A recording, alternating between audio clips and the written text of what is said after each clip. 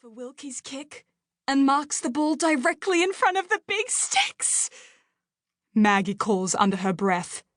Miller turns and takes his kick for goal. His sixth for the match.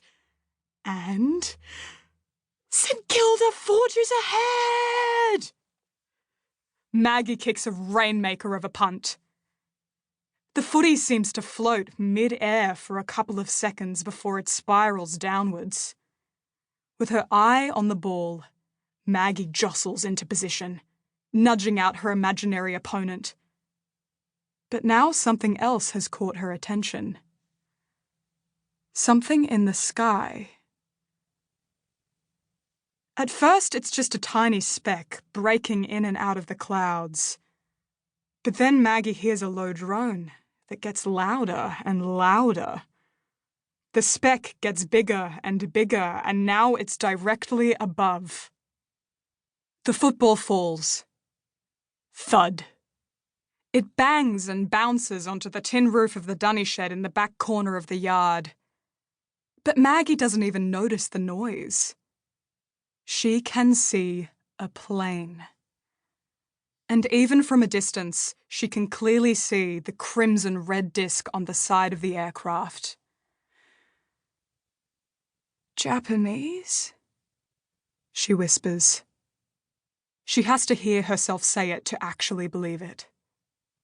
And then, "The enemy!" she yells. "It's the Japanese! A Japanese plane!" She bolts, ducks under the clothesline, smacks open the fly-wire back door, and charges down the hallway. "Dad! It's the Japanese! Wake up, Mum! We need to get to a bunker! Mr. Gaffney's is closer. Or should we go to the one at the end of the street? We're going to be bombed! The enemy is here!"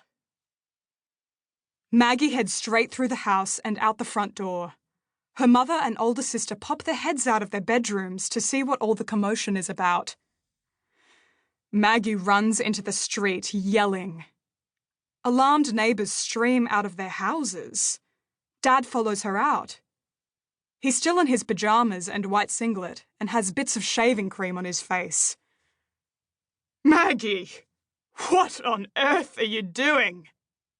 "The Japanese, Dad," Maggie puffs. "I saw them!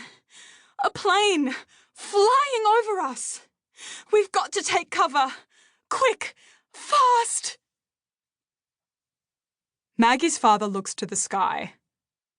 "There's no plane, Maggie. Nothing." He's right. The plane is gone. "Is this some kind of game?" he says, perplexed, wiping the shaving cream off with his arm. Maggie sighs, clasping her father's hand, wanting to drag him away from danger. "No, Dad. It's not a game. I swear it was a Japanese plane. We can't just stand around.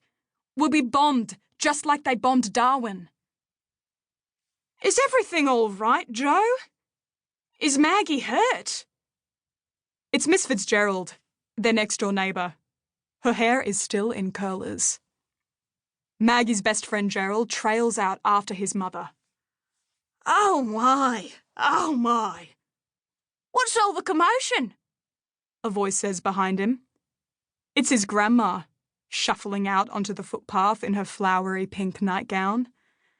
The ruffled collar and her cat-eye spectacles make her look like a character from an old storybook. "Maggie says it's the Japanese," Gerald tells her, taking her arm. "Who has weak knees?" she says loudly. "No, Nan," Gerald says into his grandmother's good ear. "Japanese, not weak knees." Maggie can tell her dad is trying not to laugh. Some of the other neighbours already are. No one seems to be taking her seriously. "Don't laugh. They could drop a bomb on us any minute." "Dearie me," says Miss Fitzgerald, looking worried, turning her gaze skyward. "Are you sure the plane was Japanese?"